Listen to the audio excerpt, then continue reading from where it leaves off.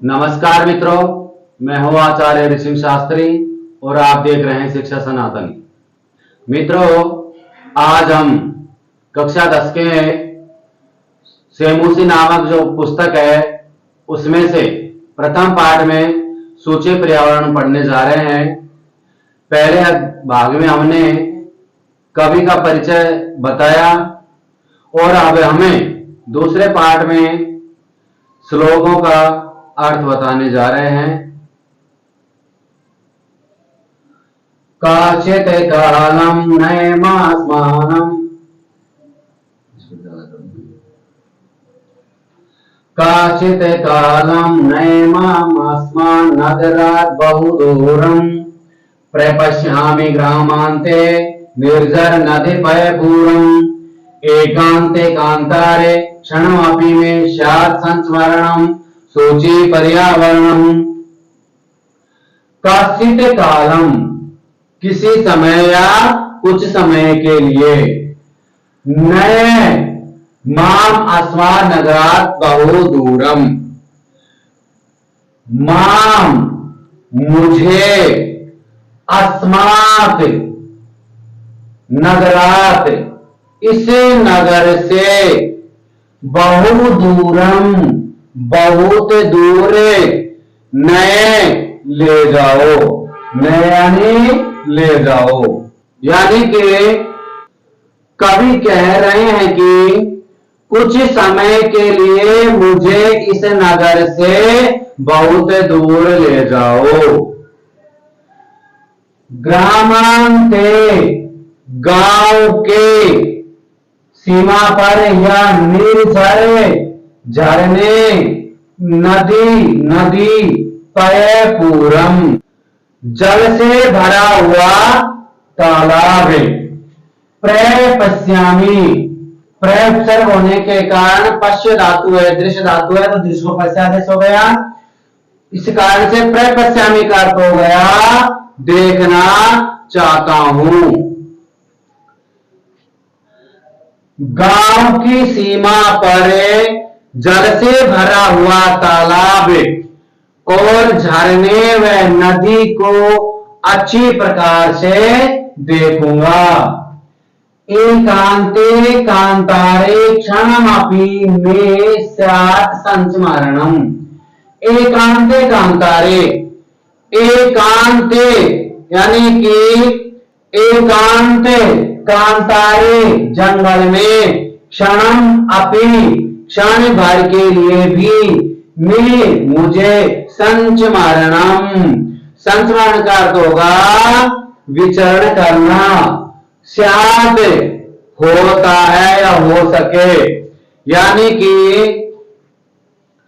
एकांत जंगल में क्षण भर के लिए भी चाहे मेरा विचरण हो सके।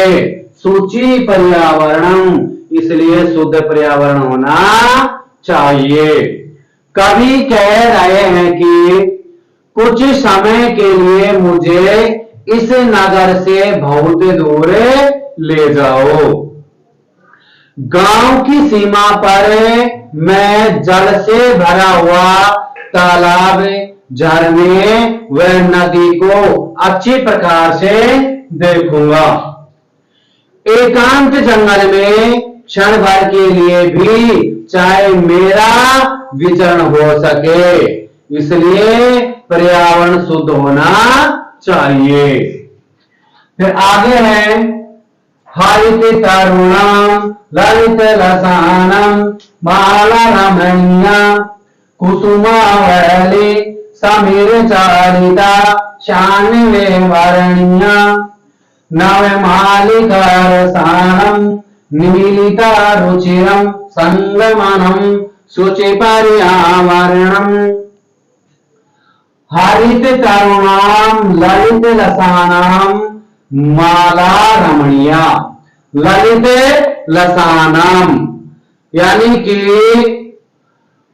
हरित तरुणाम, हरित यानी हरे भरे, तर यानी वृक्ष, षष्ठी का बहुवचन है, तो हरे भरे वृक्षों की, ललित लतानाम और सुंदर लताओं की, माला रमणीय यानी कि रमणीय पंक्तियां, हरे भरे वृक्षों की और सुंदर लताओं की रमणीय पंक्तियां, कुसुमावली समीर चालिता, समीर यानी हवा, चालिता यानी चलती है या कुसुमावली, कुसुमावली का अर्थ होता है पुष्पों की पंक्तियां, वर्णिया वर्णन करते हैं या ग्रहण करनी चाहिए, श्यान में स्यात चाहिए, मैं यानी मुझे।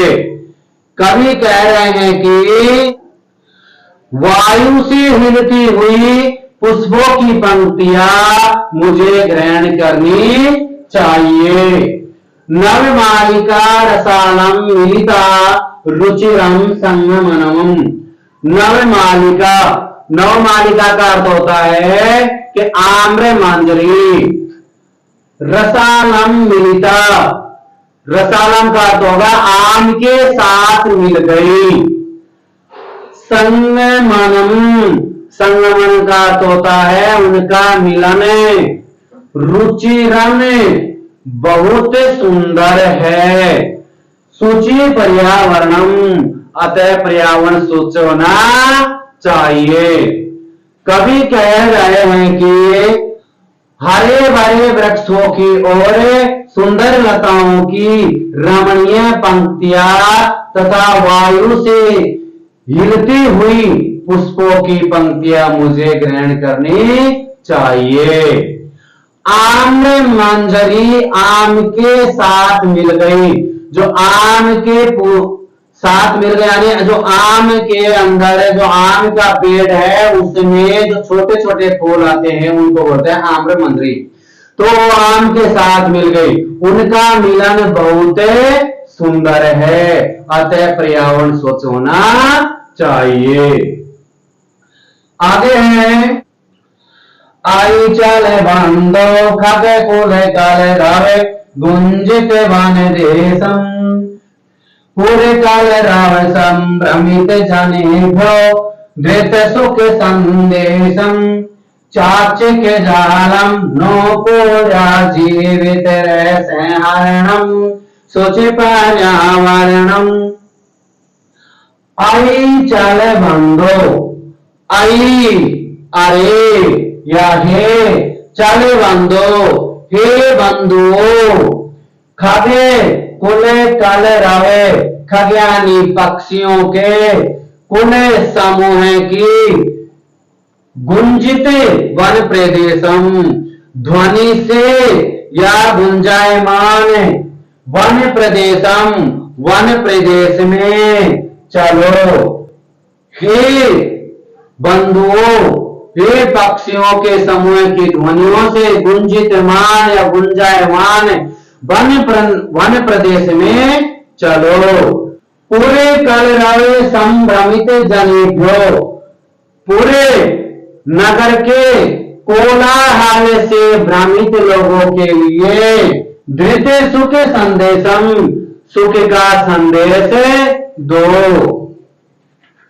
चाक चिक जालम नो कूर्या जीवित रसहरणम, यानी कि चकाचौंध से युक्त संसार जीवन के आनंद को नहीं नष्ट न कर दे, यानी कि चकाचौंध से युक्त यह संसार जीवन के आनंद को नष्ट न कर दे, अतः पर्यावरण की शरण में जाना चाहिए।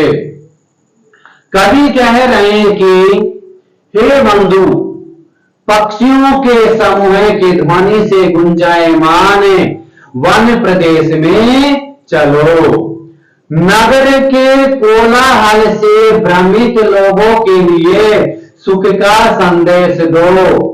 अरे चकाचौंध से यह संसार जीवन के आनंद को नष्ट नहीं कर दे, अतः पर्यावरण की शरण में जाना चाहिए। फिर आगे है प्रतर तले लता तरुगुलेमा नो भवन्तु पेष्टा पाषाणि शाग्यतानि सर्गे श्याम समाविष्टा मानवाय जीवनम कामयेनो जीवन मरणम शुचि पर्यावरणम प्रस्तर तले लता तरु गुल्मा। लता तरु गुल्मा का अर्थ होगा लता वृक्ष और गुल्मा झाड़ी। प्रस्तर तले पत्थर के नीचे भवंतु पिष्टा। पिष्टा यानी होता है पीसना, नो यानी नहीं, भवंतु यानी होनी चाहिए। पिष्टा का अर्थ होता है पीसना भी होता है और या नीचे दबे हुए भी होता है। यानी कि लता वृक्ष और झाड़ी पत्थरों के नीचे दबे हुए नहीं होने चाहिए।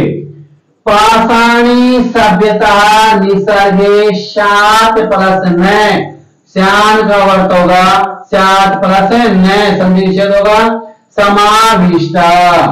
यानी कि पथरीली सभ्यता प्रकृति में समाविष्ट नहीं होनी चाहिए। मानवाय जीवनम कामी नो जीवन मरणम। यानी कि मैं मानव के जीवन की कामना करता हूं, जीवन के नष्ट की नहीं। अतः हम या हमारा पर्यावरण शुद्ध करना चाहिए। कवि ने इसका भावार्थ बताया कि लता वृक्ष और झाड़ी पत्थरों के नीचे दबे हुए नहीं होने चाहिए। पथरीली सभ्यता प्रकृति में समाविष्ट नहीं होनी चाहिए। मैं मानव के जीवन के लिए जीवन की कामना करता हूं, जीवन के नष्ट होने की नहीं। अतः हमारा पर्यावरण शुद्ध बना रहना चाहिए। जो यह पाठ है इसमें हमने इसका सामान्य भावार्थ बताया। जो अगला पाठ होगा उसमें हमें इनके प्रश्न उत्तर देखेंगे। साथ में ही इनमें से जो भी शब्द है जैसे संधियों का है, समास का है, उपसर्गा का है आदि, इनके बारे में हम अध्ययन आगे के पाठ में करेंगे। धन्यवाद। यदि वीडियो पसंद आए तो लाइक एवं सब्सक्राइब जरूर करें।